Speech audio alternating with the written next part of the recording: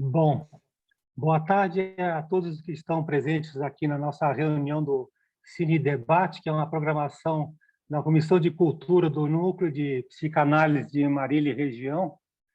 E temos hoje a presença da Beth Coimbra, Regina Elizabeth Coimbra, né? Beth, o nome... Tem mais nomes aí, mas eu não sei todos de cor assim.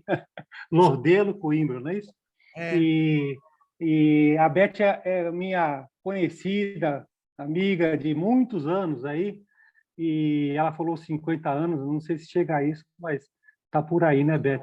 Então, a Beth é a analista de data, né, membro efetivo da Sociedade Brasileira de Psicanálise de São Paulo, é também analista de crianças, professora do Instituto, e então ela vai comentar o filme As Garotas de Cristal.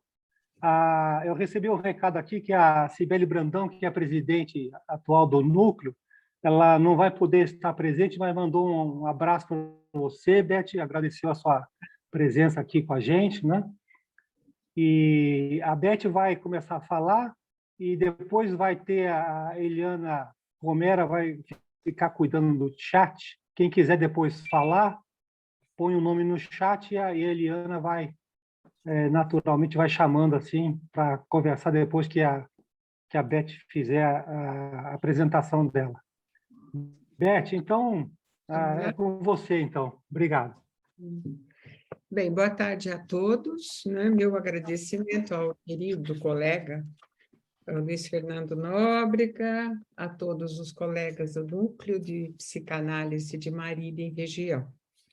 O Luiz Fernando fez o convite e ele me deu a liberdade, né, de poder escolher o tema, e o filme, né? E eu tinha assistido já há algum tempo, mas ele veio imediatamente à mente. Eu espero que seja um tema que dê uma discussão boa entre nós, porque é um filme que eu acho que traz muita proximidade com a nossa clínica, né? Também eu poderia dizer por que eu sugeri esse filme, acho que é em função disso, de que ele traz uma proximidade com as chamadas patologias atuais, né? A influência da cultura, a questão também dos adolescentes, né? Da psicanálise que atende os adolescentes. Então, acho que juntando tudo isso, achei que esse filme pudesse ser bastante interessante. Bem, eu vou começar a nossa conversa, eu vou ler aqui o que eu escrevi, deve dar uns 15 minutos, não é muito tempo, a gente vai ter bastante tempo para conversar. Eu vou começar a nossa conversa pela instigante frase da Isadora Duncan, presente no final do filme. Se fosse possível dizer o que se sente, não valeria a pena ser bailarina. Essa frase, provavelmente, no início do século XX, comunica duas informações. Traduz a incerteza de se poder dizer o que se sente e coloca a dúvida sobre ser bailarina. Vamos conversar com as hipóteses apresentadas por Isadora há mais de um século. Isadora Duncan foi uma famosa bailarina americana, viveu de 1877 a 1927. Ela entendia que a dança deveria ser livre, com movimentos livres, criou a dança moderna. Ela dançava descalça, cabelos soltos, roupas largas e esvoaçantes. Penso que dessa condição de despojamento permitiu que ela trouxesse essas dúvidas, né? Vou apresentar algumas ideias sobre o filme, fazendo recortes de momentos que mostram possíveis conjecturas com perspectivas psicanalíticas. A história da dança e do termo balé parece ter se originado, tem várias fontes de origem. O mais provável é que tenha surgido nas ruas da Itália, onde ele era chamado de ballo. Conta a lenda que o termo foi capturado pelos nobres renascentistas e os franceses passaram a usar o nome ballet. Portanto, o balé se consagrou como manifestação da aristocracia. Segundo uma professora da Artes do Corpo, da PUC de São Paulo, chamada Ana Teixeira, em seu texto Dança, Corpo e Relações de Poder, etiqueta como regra de conduta. Ela cita alguns comentários do Michel Foucault. Quando ele analisa as relações de poder e regras de poder, em seu texto, Soberania e Disciplina, quando o Foucault diz que a passagem do sistema feudal à Idade Média, no século XVII, no século XVIII, onde a soberania não seguiria a lógica rei-súdito, mas um novo mecanismo de poder, que apoiava-se mais nos corpos e seus atos do que nas terras e seus produtos. Forma-se, então, uma política de coerções sobre os corpos. Segundo Ana Teixeira, em 1661, portanto, século XVII, Luís XIV instalou a primeira academia de dança, Académique Royale de Danse, onde nasceu oficialmente o balé. Luís XIV começou a dançar muito cedo. Ele tornou-se um bailarino reconhecido pela aristocracia da época. Em sua corte, ao redor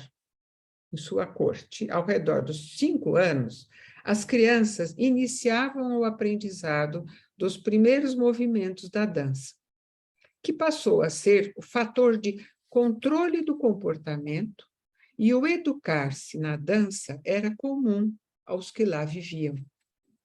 O Rei Sol, como foi chamado, construiu um estatuto social e hierárquico. O comportamento dos corpos das pessoas era estabelecido por estas normas. Os desígnios da realeza vão manter o rito do corpo a partir do tônus corporal vertical, central. Quer dizer, o que eu quero dizer é que o tônus central da pessoa tem que ser, se a gente for lembrar daqueles filmes ou das fotografias, a postura das pessoas era extremamente firme nessa posição, né? Para se colocar e evidenciar o mundo social onde a pessoa vivia. Quanto mais essa postura ela tinha, mais aristocrata ela seria. O dançar tornou-se um modelador do corpo e referência de hierarquia e de estatuto social dentro da corte. Continuando, Ana Teixeira nos conta que a dança, como propósito de socializar, vai reprimir as desordens do corpo, acalmar emoções descontroladas e agradar a si mesmo e ao outro. Ter seus gestos controlados pela dança é conduta indispensável para viver na corte.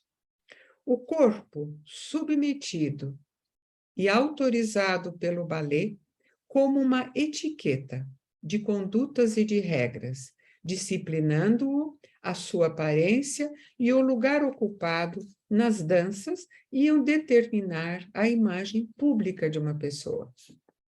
Bem, agora vamos ao filme. Esse filme tem um título estimulante. Eu vou propor como convite para, em algum momento da nossa conversa, a gente pensar no título, As Garotas de Cristal. A beleza da arte do balé, impossível não ser impactada por fortes emoções ao ver as bailarinas dançarem. A beleza da linguagem dos corpos enquanto se movimentam, a integração entre a leveza dos seus movimentos em compasso com a música clássica.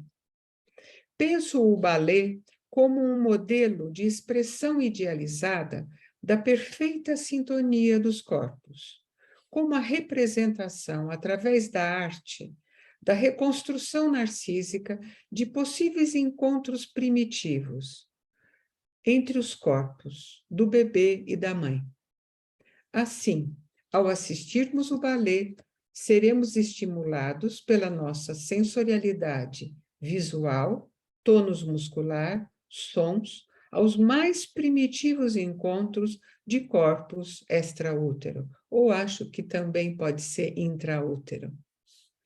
Ocorre-me também a indagação. O balé poderia ser uma encantadora expressão corporal da busca reparadora de possíveis fracassos neste primitivo encontro entre os corpos do bebê e da mãe?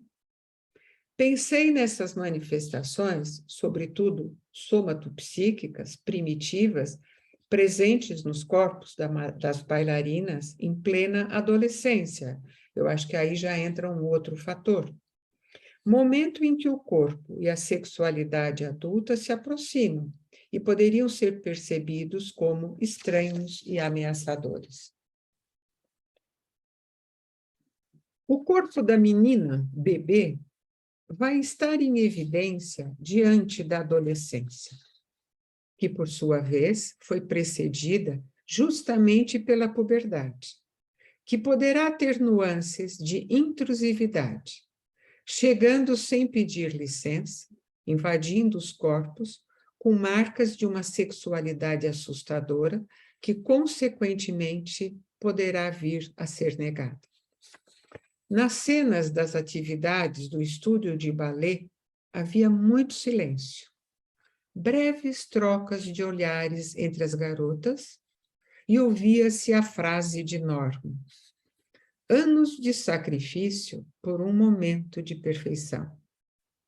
O nome e a pessoa de Norma sugerem proclamar a realidade de um espaço de experiências emocionais rígidas e autoritárias, tal qual as leis e normas do espaço de experiências, tal qual as leis e normas do superego primitivo presentes no contexto da escola de balé. Penso que Norma representa o paradigma atual da corte de Luís XIV. Por outro lado, chama atenção a seguinte questão. O balé é uma arte que depende da jovialidade do corpo. Como se processará o luto de uma ex-bailarina? Portanto, o que se passou com a Norma? Ela faz das alunas a projeção da sua eterna condição de bailarina em função do seu luto negado? Além do luto negado pela professora, fica outra pergunta. No mundo do balé, há espaço psíquico que possa acolher principalmente o luto das transformações da adolescência? O que se passou com o suicídio de Maria? Rapidamente, surge uma outra Gisele, sem indícios da presença de luto e de conversas sobre esse suicídio. Norma guardou os segredos e os escondeu do pai de Maria e de todos. Norma representa a ordem interna que sustenta a cisão de estados emocionais que não podem ser pensados e integrados. Há um homem em cena, Eric, o homem que fazia o papel de coreógrafo, trazia o tom mais carinhoso, afetivo e mediador em relação à severidade de Norma. Fariam eles a composição de um casal parental? Qual a característica desse casal? O que cada um de nós pensa sobre isso? Fariam eles... Eric parecia quase sem voz e frágil, mas ele entendia e estava mais próximo dos movimentos da liberdade criativa, enquanto Norma, em sua postura fálica, representava a rigidez paralítica no tempo e no espaço. Não poderíamos deixar de falar sobre a importância da peça Gisele. O enquadro romântico do balé clássico, em 2 atos, apresentado pela primeira vez em Paris, há duas informações que tenha sido em 1840 e em 1841. Já naquela época, foi um sucesso a peça e percorreu toda a Europa e chegou até a Ásia para ser apresentada. Ela conta a história de Gisele e Albrecht. Foi vivida na Alemanha medieval. E até hoje esse ballet tem, no mundo das apresentações do ballet, a concessão de ter o figurino especial. As saias das bailarinas ficam na altura da panturrilha, enquanto as roupas das bailarinas em geral seguem o modelo da corte de Luís XIV, saias curtas, com a finalidade de expor as pernas eretas. Eu não encontrei em nenhum texto por que nessa peça Gisele teria que estar nas panturrilhas, as saias. Essas saias, então, né, curtas, sugestivo da exibição do perfeito tônus muscular, com forte extensão das pernas e as pontas dos pés. Caberia pensarmos no conceito de segunda pele como uma organização defensiva à falta do endoesqueleto psíquico? O pas de deux, termo em francês para designar a dança do balé clássico, feita por um casal de bailarinos. Trata-se de um dueto, que na peça Gisele seria apresentado, né, pela Irene, que seria Gisele, e seria o Albrecht, que era aquele único rapaz que fazia parte do grupo de bailarinos. Em resumo, Gisele será uma camponesa que sofreu uma desilusão amorosa ao descobrir que seu amor, disfarçado de camponês, era noivo de outra pessoa. Gisele se suicida, usando a espada de Albrecht. Ele, então, vai todas as noites visitar o túmulo de Gisele. Existiam, então, as Willis, jovens mulheres que viviam no reino chamado Mirta, espíritos de virgens que morreram antes de se casar. E elas tentam seduzir para matar Albrecht. Tudo houve o perdão de Gisele para Albrecht. Há algo de Gisele e Willis no ambiente das bailarinas dos filmes? Cacos de vidro no chão. Há evidências de competitividade muito agressiva entre as alunas. Os cacos de vidro eram verdadeiras traições sob os pés de uma bailarina. Os estados emocionais presentes mostram as rivalidades edípicas pelas disputas entre as garotas pelo único lugar ao lado do bailarino homem. Interessante observar o papel do Eric ao apresentar para o grupo de bailarinas o significado de Gisele, como a camponesa que viveu a loucura por um amor traído e seguido da morte e da concessão do perdão. Ele sugere que as bailarinas pensem em quem amamos no momento da dança.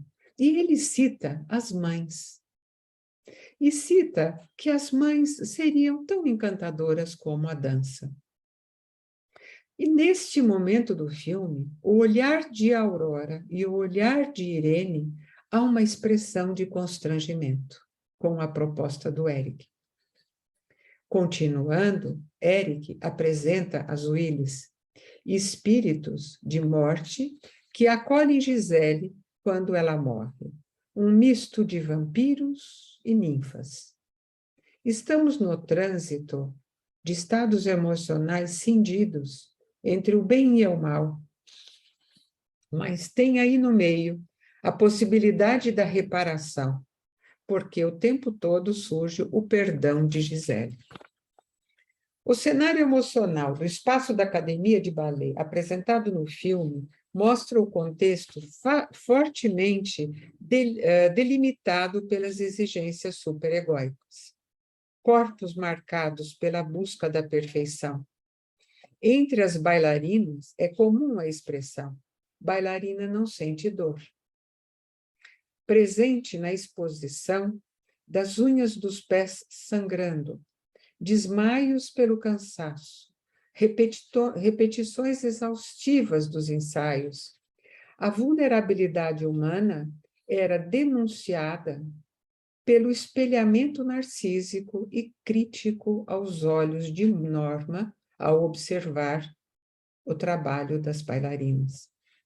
Percebe-se a exuberância da onipotência narcísica primitiva na tentativa de reconquista de um narcisismo primitivo.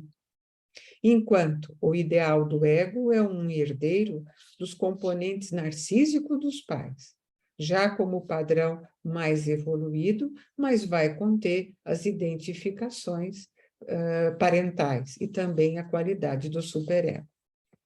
Vamos agora conversar sobre as jovens adolescentes, Irene e Aurora.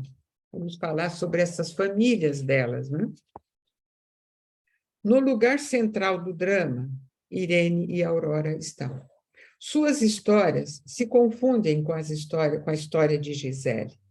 Juntas, buscam investigar a sexualidade adulta emergente entre elas mesmas e dirigida ao vendedor de ingressos. Irene estimula Aurora ao encontro com o jovem. Seria uma reparação por ter sido a escolhida para ser Gisele? E também, como é comum entre adolescentes, Irene promoveu um encontro sexualizado, homem e mulher, para observar a alguma distância o que se passaria entre a Aurora e o vendedor de ingressos. Este aspecto pode ter favorecido a culpa de Irene diante do acidente de Aurora, o qual definiu o fim de sua carreira, embora negado até o fim por sua mãe. Um dos pontos centrais do filme mostra a proximidade afetiva entre ambas as jovens adolescentes. As experiências emocionais vividas transitam em esteiras do pensamento mágico, sem discriminação entre sonho e vigília, como personagens de contos de fadas, talvez, eu diria, como filmes infantis da Disney. Seus corpos deslizavam e dançavam sobre um espelho, cujos reflexos narcísicos eram autoestimulantes. Penso que essas cenas expressavam estados mentais indiscriminados, por forte componente de trânsito de identificações narcísicas entre elas. Ambas mostram em seus corpos marcas do que seria negado. O hemangioma no rosto de Aurora era escondido pelo cabelo. As marcas do corpo adolescente de Irene eram eliminados pelos vômitos.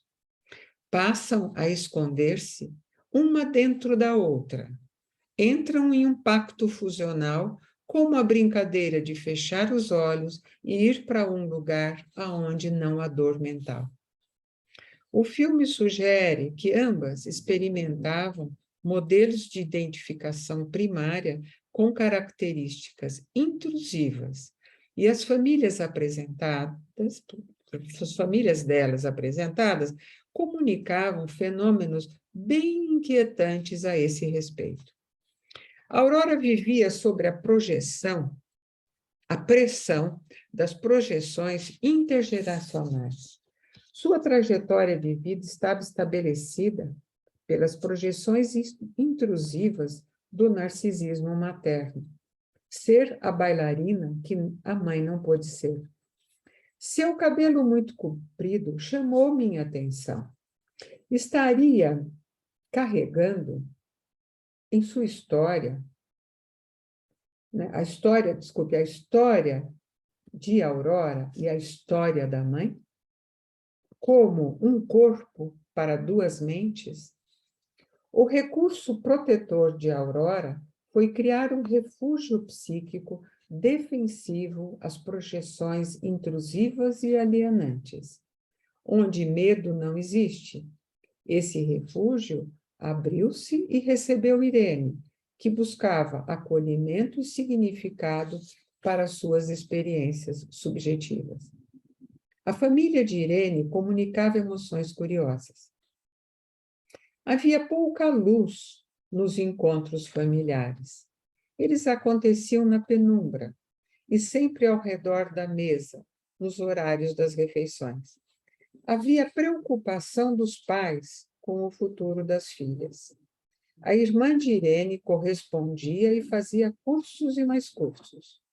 E perguntava-se para Irene sobre o final do balé e de uma profissão que fosse para adultos.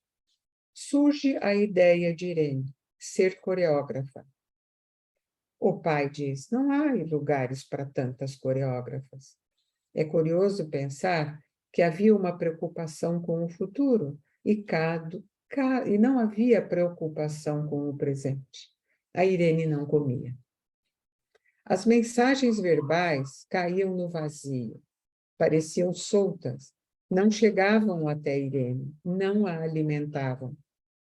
A boca, a oralidade como investimento libidinal marcavam presença, porém é perceptível que a bebida e as saudações de sucesso eram desvinculadas das emoções.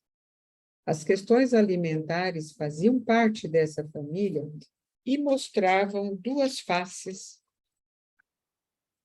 de uma mesma moeda. A irmã de Irene sempre estava comendo e de boca cheia, e Irene de boca vazia, não se alimentava. O pouco que ela se alimentava, os vômitos eliminavam o que parecia ingerido e que a perseguia. A presença do alimento intrusivo e ameaçador e sem representação e significado para Irene poderia preencher o vazio interno pela falta do alimento afetivo? Nas cenas finais, ao maravilhoso espetáculo da estreia de Gisele, Irene esteve incrível. Ao lado, nos bastidores, houve um encontro de Norma e Aurora. Irene assistia à violenta revelação feita a Aurora.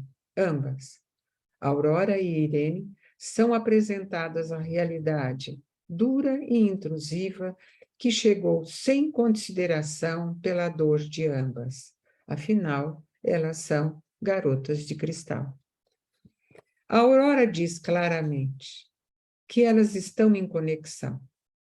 Para nós analistas, seria o estado psíquico sem discriminação eu e o outro. Sustentavam-se predominantemente por identificações adesivas e narcísicas. Norma conhecia a realidade psíquica ao sugerir que Aurora Norma desconhecia a realidade psíquica ao sugerir que Aurora deixasse suas fantasias, provocando, então, nova presença violenta e intrusiva da realidade em sua mente. A reação de Aurora foi proporcional ao impacto que recebeu. Norma morre. Irene e Aurora resgataram o pacto fusional. Morreram, supostamente conectados. Houve uma ruptura violenta do sistema defensivo de Aurora. Para tanto, analiticamente, quando vivemos essa experiência, é sempre necessário entrar na concha dos refúgios lentamente, fazer parte desse refúgio para que a gente possa pensar na possibilidade de abri-lo para o mundo, né? Bem, em continuidade ao filme, eu abro a discussão E gostaria de ouvir de vocês também o que vocês acham do título, né? Eu pensei aqui numa ideia sobre o título de Garotas de Cristal. Pronto, vamos lá para a gente conversar. Espero que eu tenha colaborado com algumas ideias para vocês, né?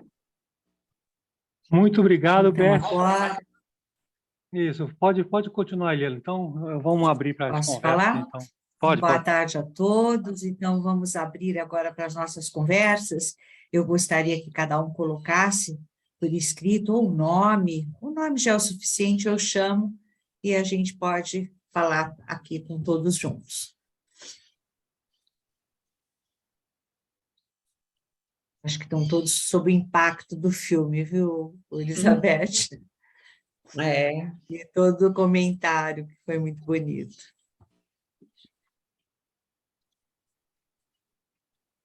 Então, agora nós vamos chamar...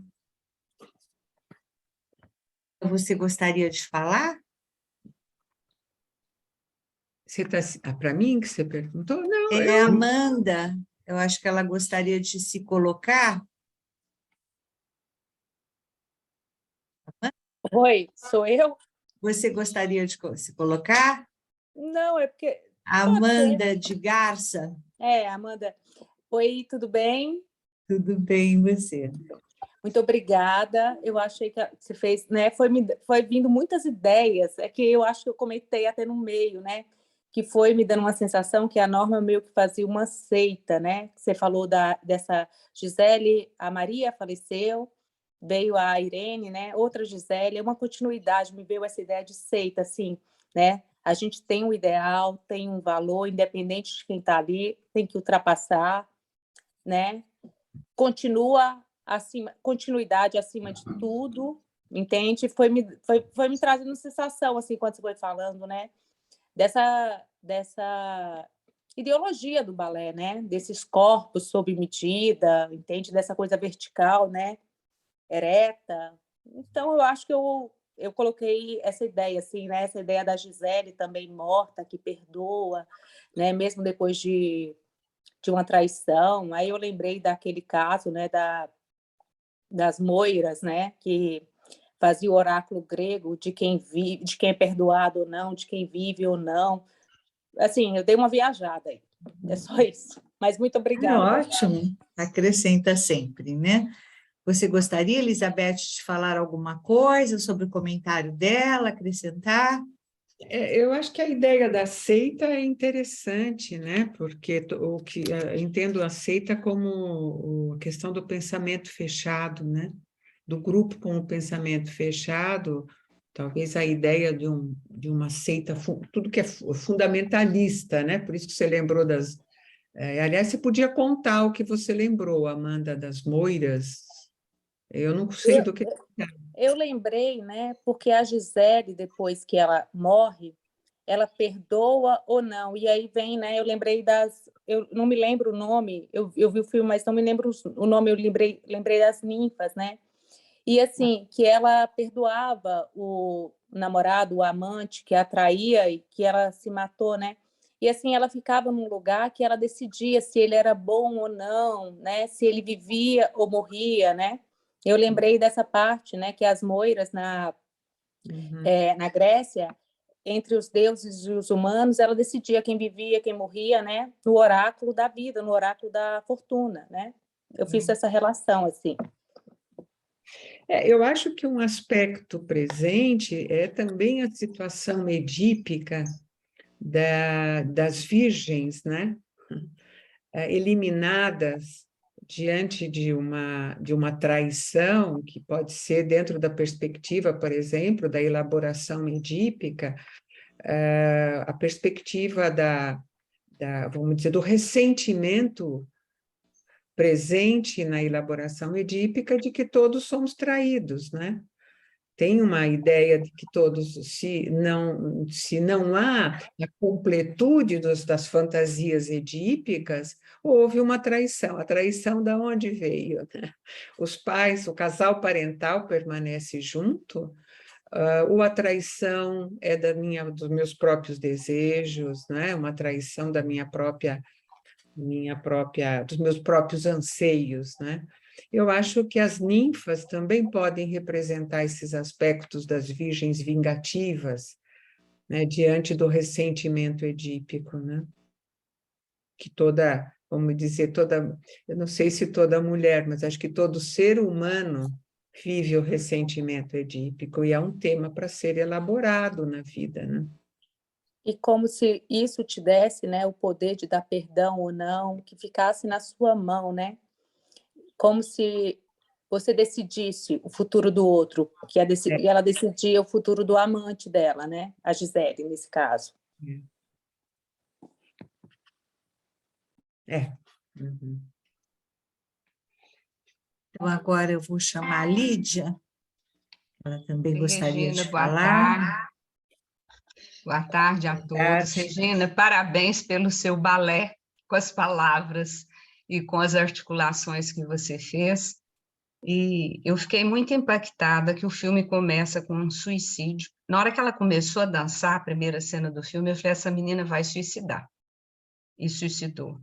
E no final também, né? Então, essa coisa da tragédia mostrando como há uma busca de reconhecimento e que tem uma catástrofe onde a tônica do balé parece que durante todo o filme é a idealização, né, de um objeto bom, de alguma coisa perfeita, talvez aí o cristal, né, eu fiquei assim associando e queria também te ouvir nesse sentido, como uma forma de escamotear, esconder, de defender o próprio desamparo, né? Tem um diálogo entre a Amanda e a Irene que me tocou muito, quando a Irene pergunta para a Amanda, sua mãe te vê? Sua mãe preocupa com você? E a Amanda fala assim, não, ela preocupa se eu sou boa bailarina, né? Então, eu fiquei pensando assim, nas cisões que tem, nas idealizações desse mundo perfeito, desse objeto idealizado, para tamponar um desamparo que atravessa do início até o final do filme, e que me tocou muito essa questão dessas meninas desamparadas buscando processos identificatórios e de um desencontro, né? Porque na peça da Gisele, a Gisele procura ser amada, mas não tem uma linguagem da ternura, né, Regina? Queria te ouvir um pouquinho mais sobre isso.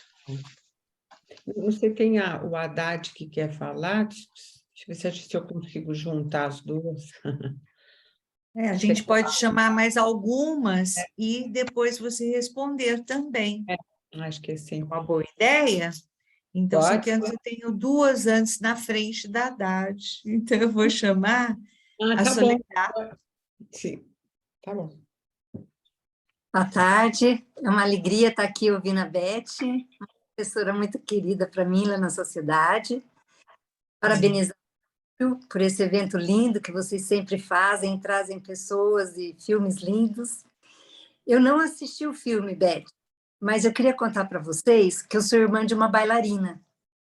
A minha irmã foi a primeira bailarina no Teatro Guaíra, minha irmã caçula. E ela dançou, como dançou também Copélia, né? Então, esses dramas.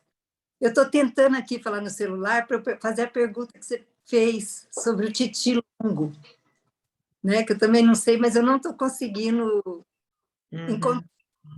Mas eu fiquei pensando das roupas, né, da bailarina, que são justas, justérrimas, né, a meia, o colã, o cabelo super grudado na cabeça, que nada pode sair do lugar, igual você estava falando no início, o corpo ereto. E da beleza, porque uns dizem tutu, né, em francês, e tanto era o curto quanto era o longo. No Gisele é que começou o longo. Então, daí agora vai associações minhas. Além de falar do corpo, o corpo tudo esguio, tudo no lugar bonitinho, das horas de sacrifício, né, que eu sou testemunha da minha irmã, dos pés, aquela cena que aparece na internet, né, um pé de bailarina com a sapatilha lindo e o outro pé todo machucado, arrebentado. é aquilo mesmo, né? Hoje a minha irmã tem 57 anos, 58, ela tem problema nos joelhos, nos pés, quadris, já fez cirurgia de pé, pela deformação que o balé também produz, né? Então, eu fico pensando muito nesses titis, sejam do curto, seja do longo, que dá uma graça, leveza, uma sensualidade, né? Dá uma beleza exuberante.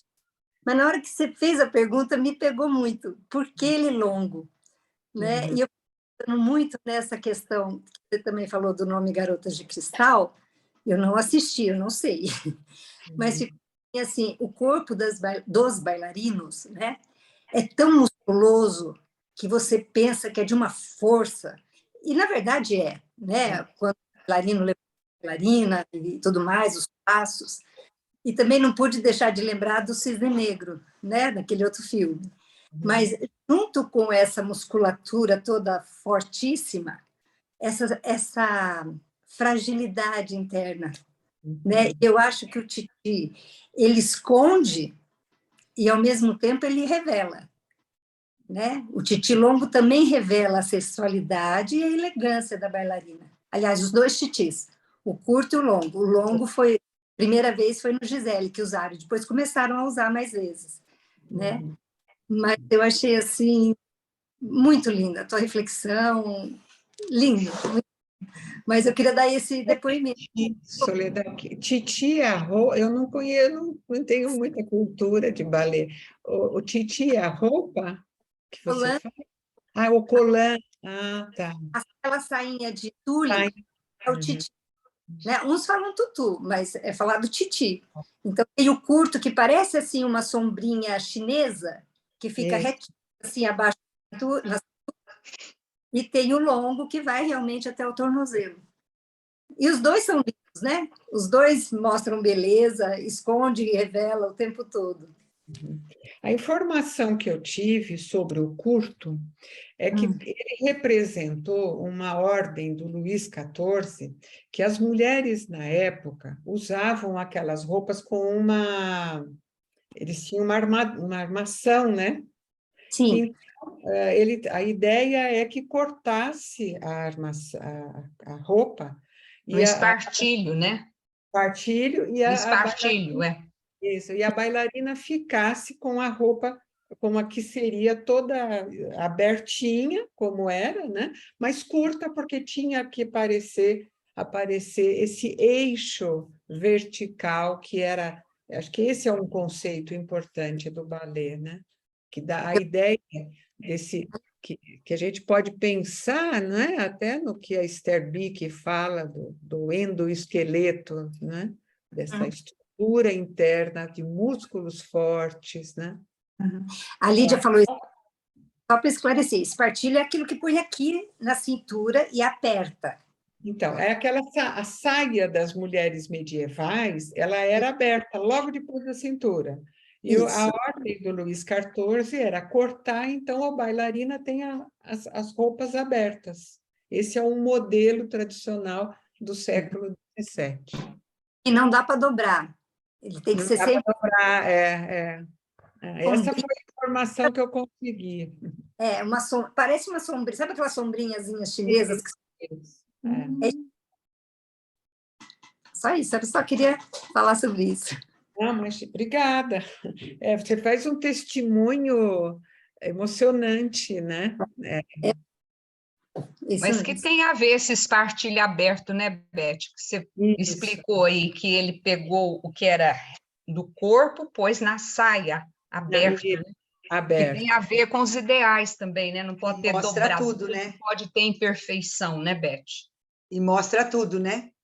E mostra tudo. E mostra o eixo, né? Esse eixo central.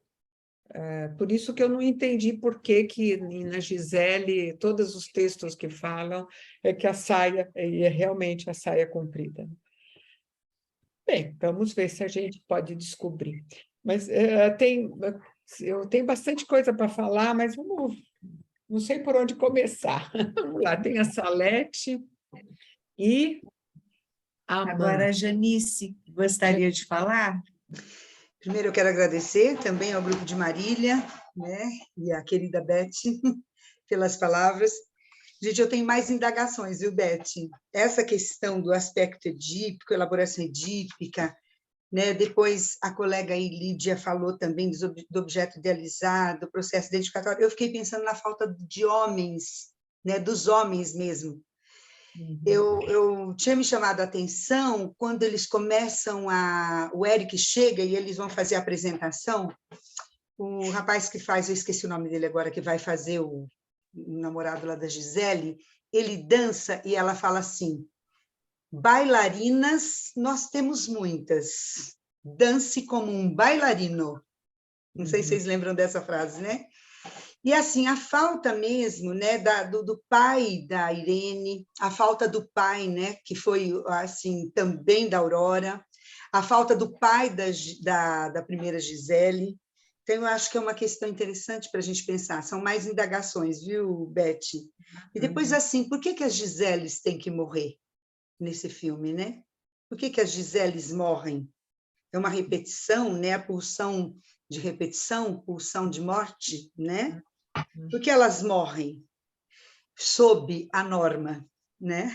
Sob essa norma, eu fiquei pensando, né? E eu, assim, na verdade, eu fico o tempo todo querendo pensar nesse final, dessas duas também se matarem. Mas, para terminar aqui, só indagações, eu lembrei, né, da música do Chico Buarque, que ele fala, Ciranda da Bailarina. Só vou ler o trechinho primeiro. Procurando bem, todo mundo tem pereba, marca de bexiga ou vacina, tem piriri, tem lombriga, tem ameba, só bailarina que não tem. Vocês lembram, né, da música? E é linda, o tempo todo me vinha essa música, né, que a adolescência tem tudo isso, inclusive espinhas, às vezes os vômitos, tantas coisas, só as Giseles que não podem ter, né? Obrigada. Agora, então, a Haddad pode falar? Por favor, Haddad.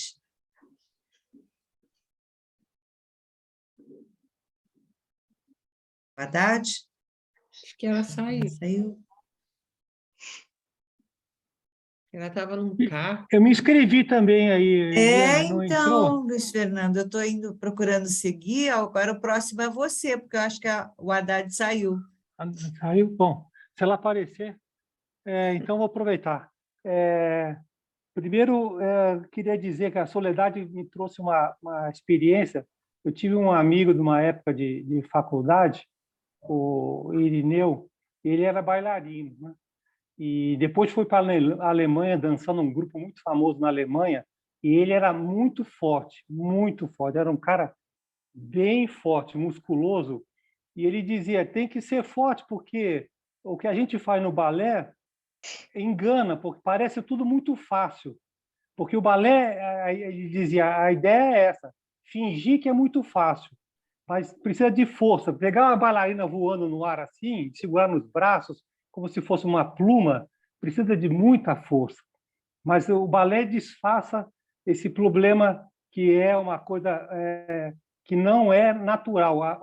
A técnica do balé clássico, especialmente, é terrível. Pelo que eu sei, é terrível. É muito difícil. O corpo sofre muito para poder fazer os movimentos todos que o balé clássico precisa. Então, essa coisa da Soledade falou do pé da irmã machucado, né, e as consequências físicas do balé, isso é um ponto. Agora, eu achei muito interessante, Beth, o que você comentou dos refúgios, a questão do refúgio, né? E juntei com a questão que você também ficou instigando com o nome do filme, né? Porque eu fiquei pensando assim, como a ideia que a Norma, a chefe do balé lá da empresa, falou é perfeição para um momento, né? E eu fiquei pensando que essa busca de algo ideal, né? E algo ideal é frágil, né? A coisa que você vai buscar uma pretensa idealização aquilo é frágil e pode quebrar que nem um cristal, né?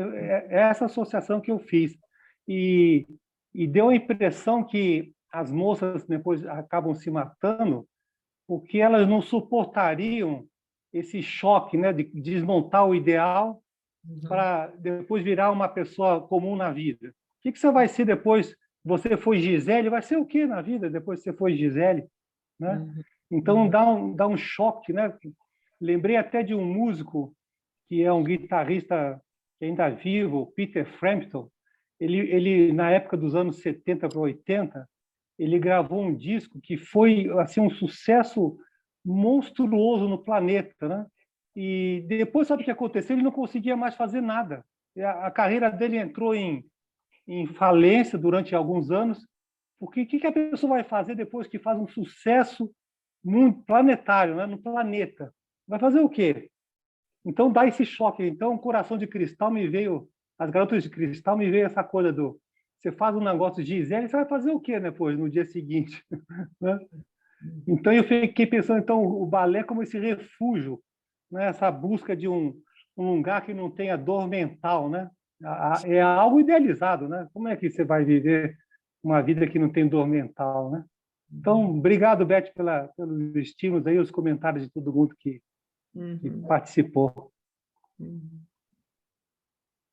Agora, eu poderia chamar Salete? Você está aqui?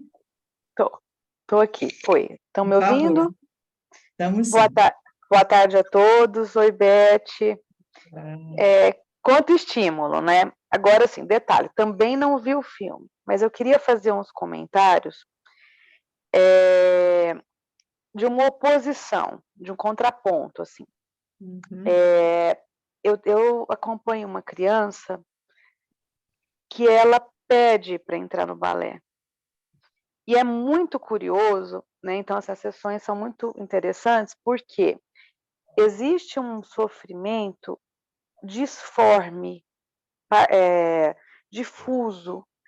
Então, eu acho que ela tem, acho que balé ficou no nosso, digamos, inconsciente popular, enfim, uma atmosfera, né, da cultura, de que o balé, as princesas, as roupas, né, a sapatilha, mas assim, vocês não têm ideia, ela vai com a meia, então assim, a mãe infelizmente não achou vaga, está esperando ano que vem, então assim, né, está tentando, mas e aí existe um sonhar com esse lugar que parece que, enfim, as sessões não vou entrar em detalhes, mas as sessões existe um derramamento das emoções. E aí, intuitivamente, ou por alguma referência que ela venha a ter, ela imagina que essa coluna, esse eixo, e ela, então aí eu já sou a professora inúmeras vezes desse balé. Você é a professora, então eu sou a professora. E aí a gente procura o eixo, né? Então, assim, eu queria comentar isso, assim, que existe essa atmosfera, né, de que vai organizar, de que vai conter. Eu pensei também que nesses esportes de alta performance, onde a competitividade, o sadismo, né, é muito evidente, né, muito, enfim, existe. Eu lembrei daquele caso da patinação, vocês viram, da patinadora também, que teve lá as pernas machucadas, né? Então eu penso nesse sadismo. E me ocorreu o véu, a saia, eu não sei se as outras peças tratam da questão da pós-morte, né? Mas me veio a questão da saia como um véu póstumo, para não ser como aquela saia muito viva, né? Onde ela está retinha, onde ela está ereta, né? Existe uma saia assim e outra uma saia lânguida, né? De algo que perdeu a forma, né? Associei com essa menininha pensando nessa questão da saia. Não sei, a gente tem que pesquisar, já que ninguém encontrou, eu estou aqui criando, né? Alguma coisa. Então é isso, acho que o balé, então, o sacrifício, a dor, etc, etc. E quando a pessoa também não tem isso, também ela tem dor, ela também tem sofrimento, ela também, por conta do contraponto. Para a gente pensar, parece que de alguma maneira essas pessoas já teriam isso. E não é o balé que talvez cause, né? Eu acho que, é claro, a pessoa já tem uma personalidade, já tem as questões, e ela encontra, às vezes, nesse lugar, algum tipo de contenção, minimamente. E quando isso falha, ou isso transforma na adolescência, né, é muito frágil. Eu também me lembrei daquela doença dos ossos de vidro, né? Pensando, né, como eu não vi o filme, que tem uma fragilidade também, né? Que não sei se é semelhante à do filme, vou ver o filme para pensar, mas é isso. Não sei se tem a ver, vamos ver o que o grupo pensa aí a partir dessa, né, Beth? O que você acha? Tem bastante pontos aqui, tem duas pessoas com a mão levantada. Isso. Porque Podemos chamar? Pode. Tem muita coisa junto aí, né, que se aproxima. Então, Cibele?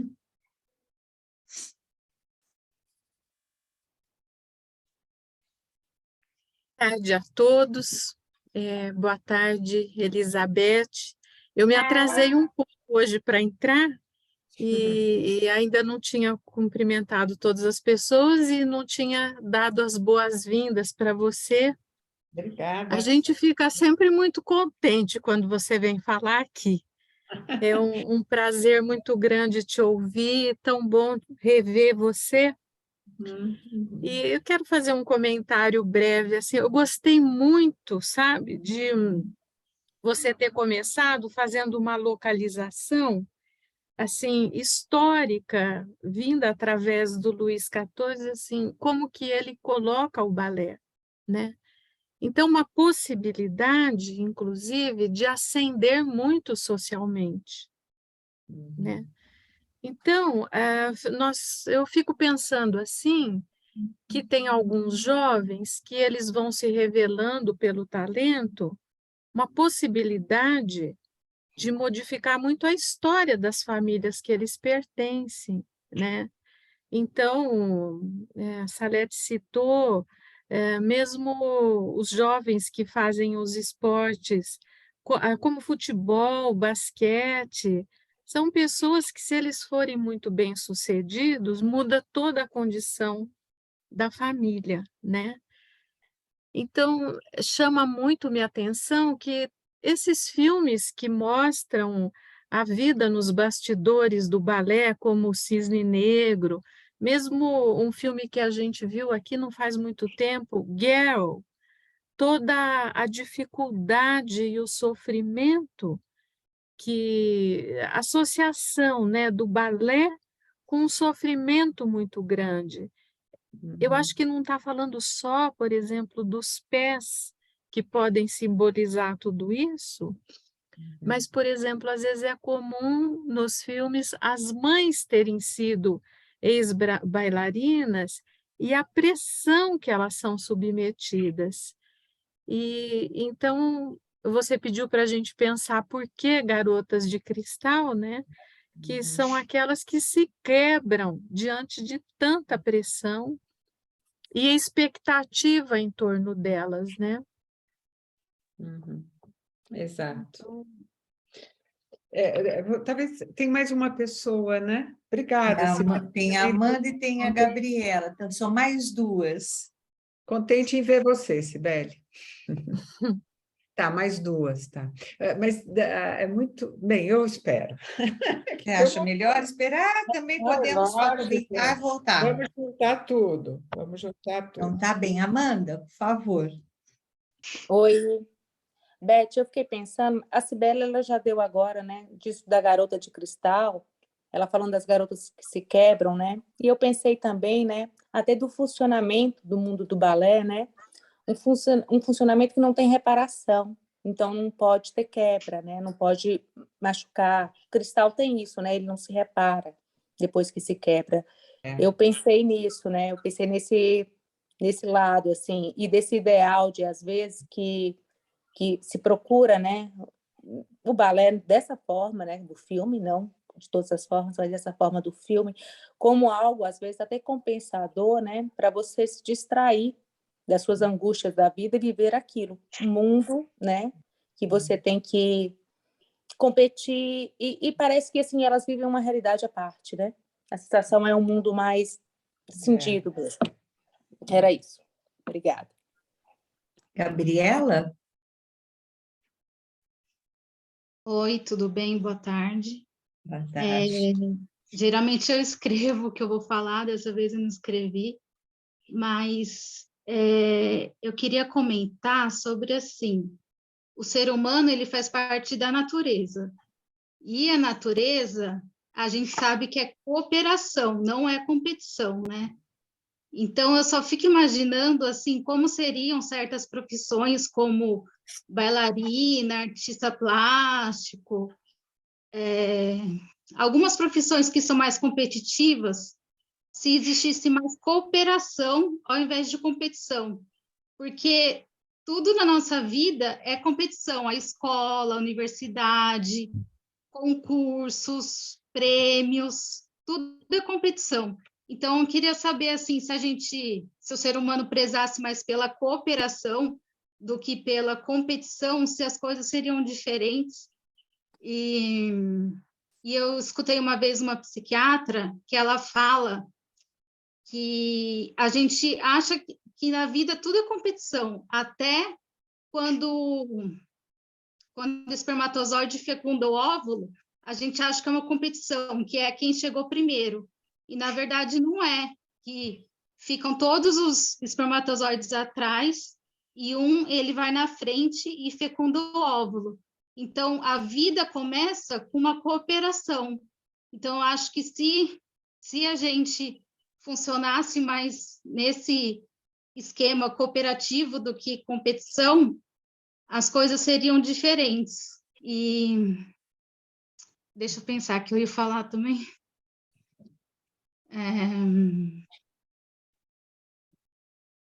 Acho que é isso. Eu estava pensando sobre essa coisa da competição e cooperação, porque eu fiz artes plásticas, eu sei como que é esse campo, fiz expressão corporal também, já fraturei o cóccix no teatro, então eu sei como que são essas coisas, como que é sofrimento mesmo, e como seria, sabe, se eu sei assim que as grandes coisas, né, que às vezes as pessoas querem as coisas rápido na vida, mas as grandes coisas levam tempo para acontecer. E a gente não precisa estar tão correndo para conseguir os prêmios, as danças, as coisas assim. Só isso. Obrigado, Gabriela. Elizabeth, tem uma pergunta aqui que eu acho que seria interessante acrescentar antes que você fizesse o comentário. Tá. É a Mara Paiva, que ela pergunta, ela pede para você falar um pouquinho sobre a bulimia e a correlação com a figura materna. Tá. Bem, eu vou tentar juntar, então, aqui. Primeiro, assim, acho que tem um aspecto que não estamos aqui trazendo a arte como expressão de patologia, né? Ao contrário, acho que a arte ela é expressão de elaboração, de poder encontrar uma via que permite o contato com estados mentais que estão à busca de algum significado, né? Acho que esse filme, em particular, mostra, né, um aspecto onde a arte ou qualquer outra atividade pode ser até ser um psicanalista, por exemplo, se transforma não a favor do desenvolvimento, mas como uma defesa contra o desenvolvimento, né? Então, respondendo, por exemplo, a questão da menininha que está interessada pelo balé, isso pode ser muito interessante. A questão não sei se a gente pode observar o entorno de fenômenos ao redor desse caminho. Se por exemplo, é muito preocupante quando estamos diante de um falso self, num caminho de construção de um falso self, por exemplo, né?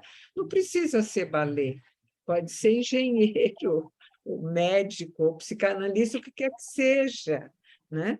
Então, a gente precisa discriminar essa questão, né? Acho que respondendo o que qualquer profissão que se sustente como a realização do desejo do outro, nós vamos ter aí uma dor psíquica. E quando chega aí o filme seria outro, porque quando chega na adolescência, o falso self fratura, né? O falso self se rompe, aí nós teríamos uma outra questão em jogo.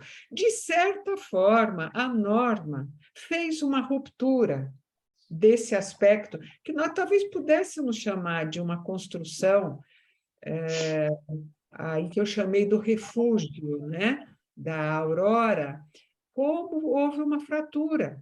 A hora que ela traz uma informação e rompe um sistema defensivo que era necessário naquele momento. Agora, ele se construiu, ele construiu por aí, poderia ter se construído de uma outra maneira, né? Sabemos, aí são várias possibilidades.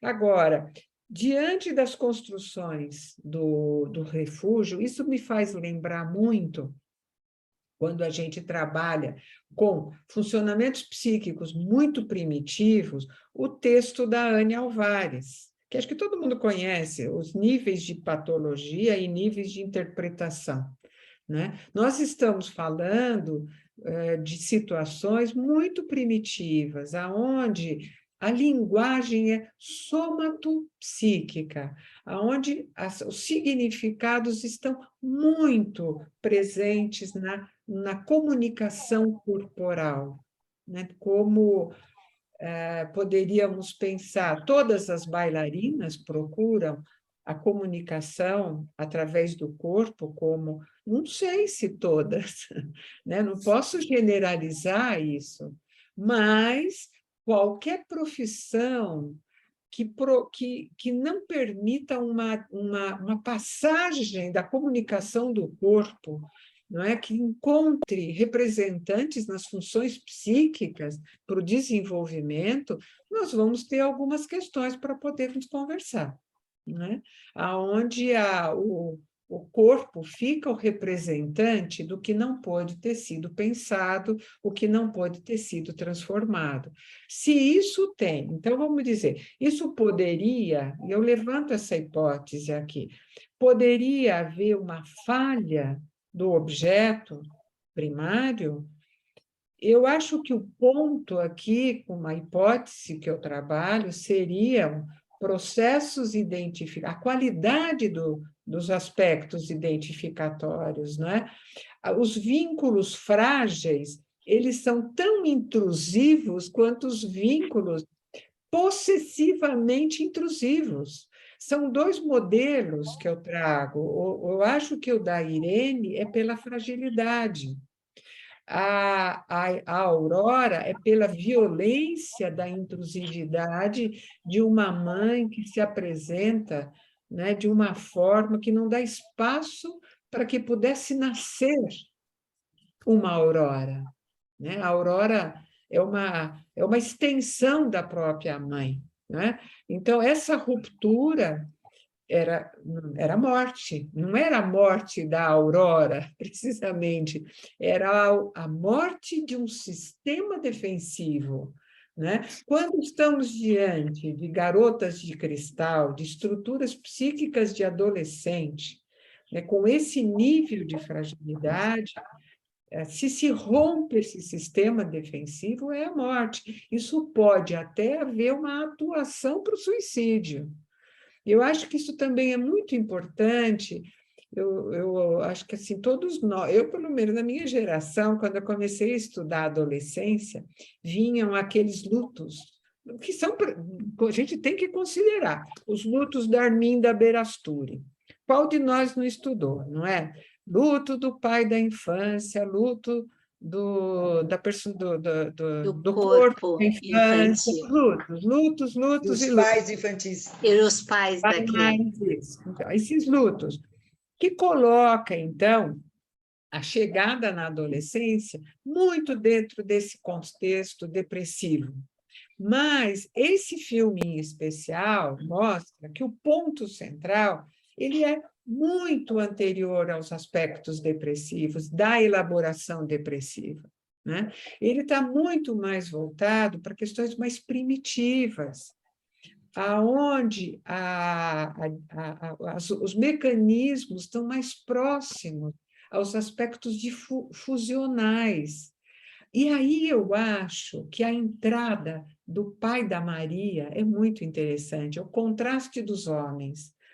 O pai da Maria e o Eric. O Eric, ele segue a dança da Norma, mas o pai da Maria enfrenta a Norma. O pai da Maria é um terceiro incisivo dentro do modelo de quem rompe, né? Eu não trabalho com a hipótese de que o pai é o terceiro, né? O terceiro está dentro da mente da mãe e está dentro da mente do pai.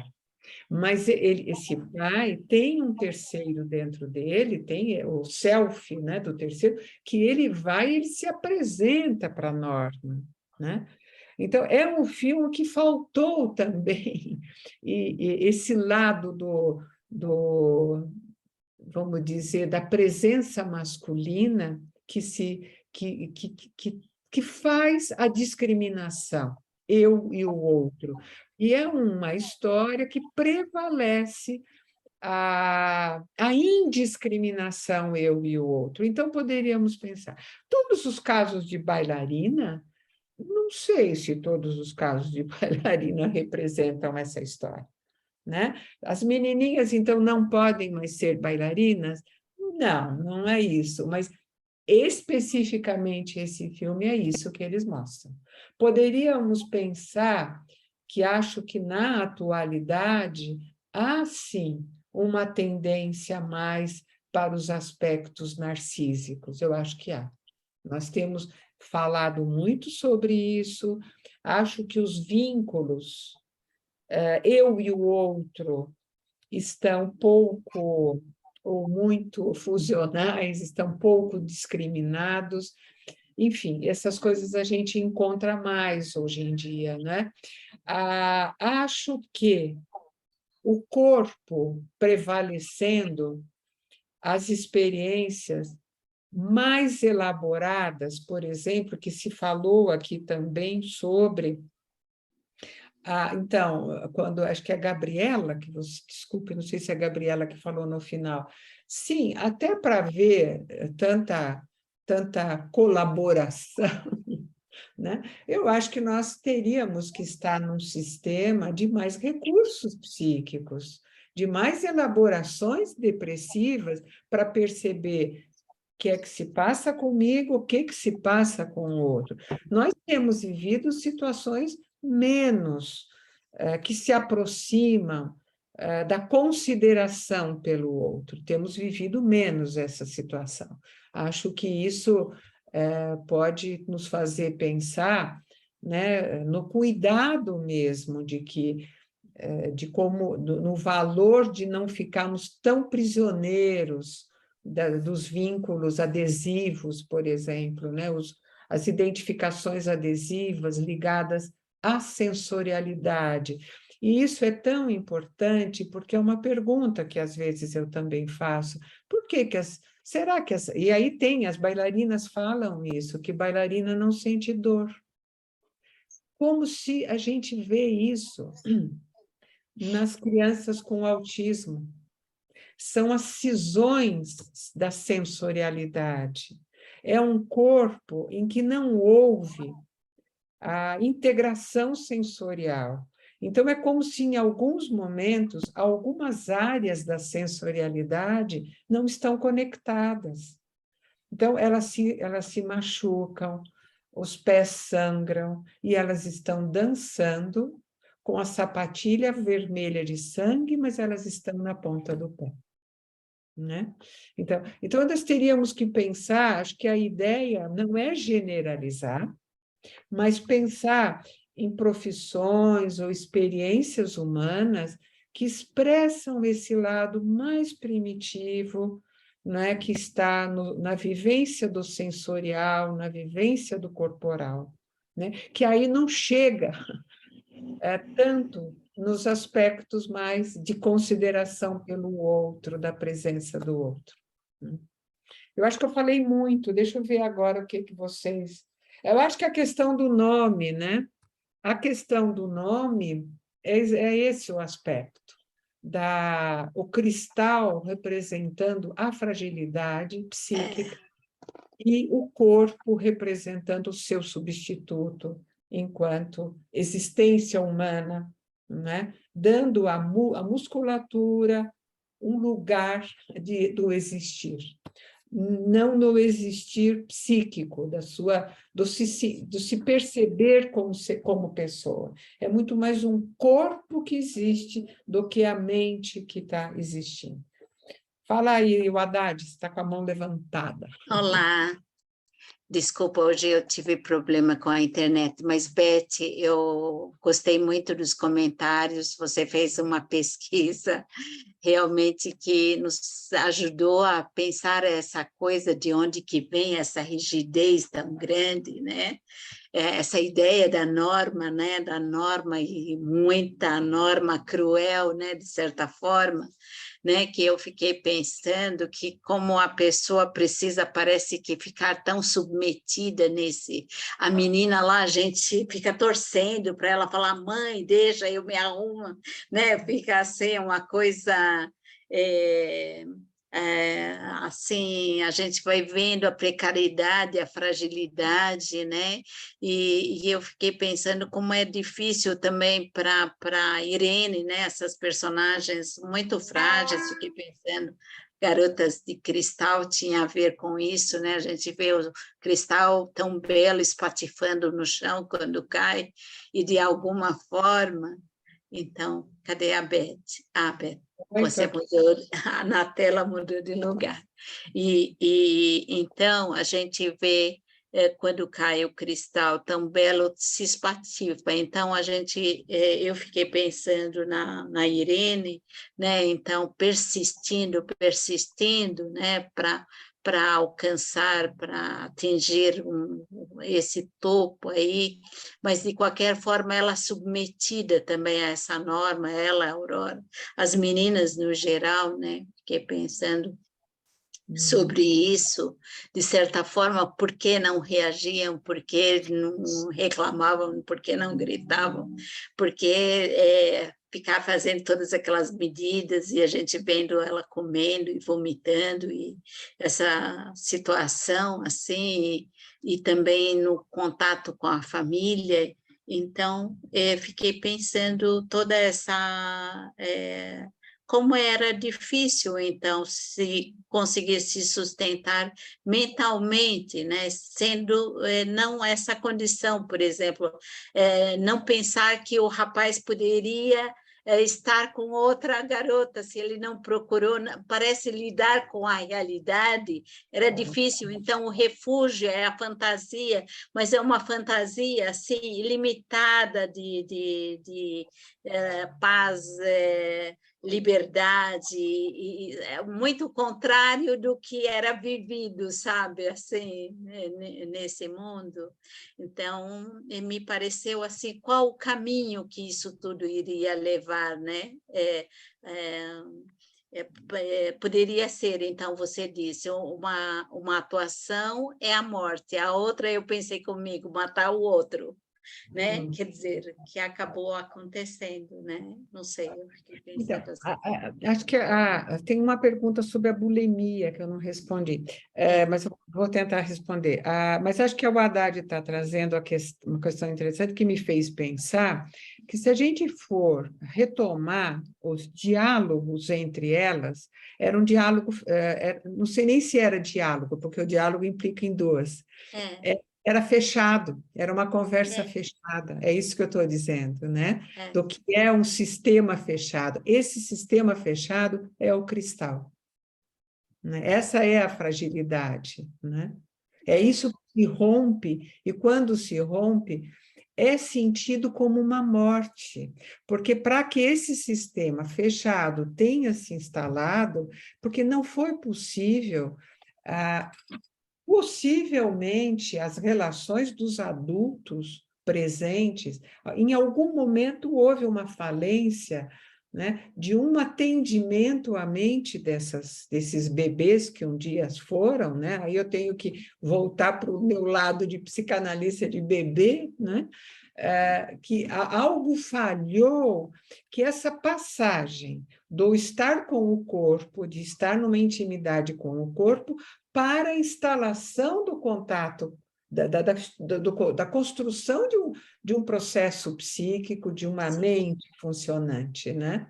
Então, fica uma conversa que parece que são duas pessoas conversando, mas é uma conversa fechada, né? Essa é a ruptura. Falando na questão da bulimia, que foi perguntado, né?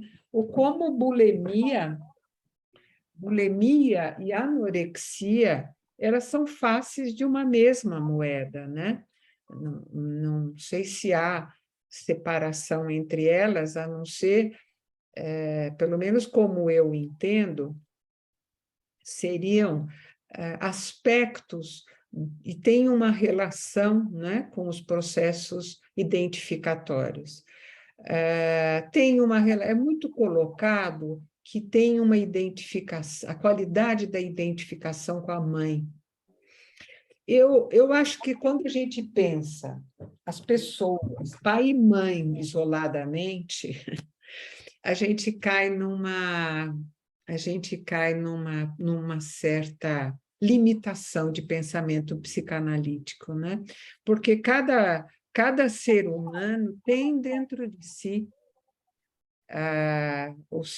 as suas áreas, né? Dentro, vamos dizer, poderíamos pensar nas áreas psíquicas com representações de casal, com representações da individualidade, né? O que seria a individualidade do homem, da mulher, do casal parental, né? Portanto, existem processos identificatórios que eu vejo na clínica o aspecto da intrusividade, né? Na anorexia e bulimia, o que está em questão vamos dizer, que qualquer uma das duas poderia, eu acho que tanto uma como a outra, tanto a Aurora como a Irene, elas têm uma perspectiva de funcionamento, poderíamos pensar na anorexia. Por quê? O processo de introjeção é que vai determinar, pela introjeção intrusiva, é que vai determinar o funcionamento dessas pessoas. Se a gente vai atender uma paciente anoréxica, ela tem o funcionamento da Aurora, ela tem o funcionamento da Irene. É como se ela tivesse um pensar que ela não sabe de onde veio. É como se ela tivesse esse tipo de paciente fala, eu não sei por que eu penso assim. De repente eu levanto, eu sei que hoje eu não posso comer. É como se o não comer tivesse um significado de eu existo. Né? Hoje eu vou existir, por exemplo, até um certo prazer de existir. Então, é um elemento de identificação com alguns momentos de área, eu acho que é de uma intrusão, né?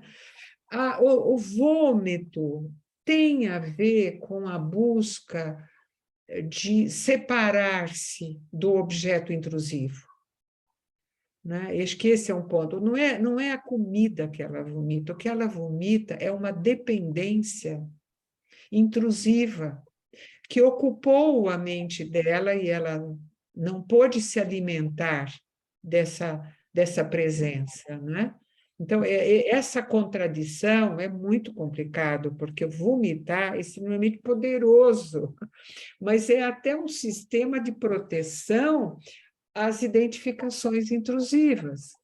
Mas, Beth, no caso, não era também por causa das medidas, para manter as medidas que ela estava, porque assim, parece que era passado isso. Eu fiquei pensando se Não. De início, pensei que era bulimia.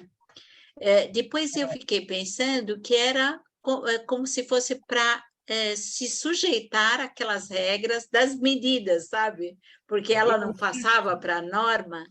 Mas eu penso ao contrário. A Norma escolhia uma garota para ser a Gisele que fosse anoréxica. A coisa não vem, não é ela que Tá, entendi. Sua ideia era, por causa das regras da norma, não. Havia um trânsito lá de identificações cruzadas que ela sabia quem que ela ia submeter, né? Agora, o processo, a bulimia é quando o comer demais, né? Porque bulimia e anorexia, muitas vezes, como eu falei, são faces de uma mesma moeda. Eu não sei, não lembro mais, apesar de ser psiquiatra, se a psiquiatria separa como dois distúrbios, né? Eu sei que eles colocam como distúrbios da alimentação, mas eles estão juntos, porque a anorexia, a ideia é estar livre da dependência. Aí vem um aspecto. Se também pode haver um momento de que o ter controle absoluto sobre a dependência é a bulimia. Então, ou eu não preciso de você, eu vomito você, ou eu não preciso de você porque você está sob meu controle. Né? Não sei se fica claro o que eu estou dizendo. Então, ambas são expressões de uma mesma questão. E também o que se sabe é que o bulímico pode ser levado a vomitar porque ele também pode, como esses fenômenos eles são muito próximos um do outro, o que a gente vê na prática é que a incorporação oral, né, sob controle do objeto, pode levar a fantasias persecutórias. Então, o vômito depois da bulimia é pelos aspectos persecutórios. Respondendo a quem me perguntou. Bem, gente... Olha, estou vendo que estamos aqui no nosso horário.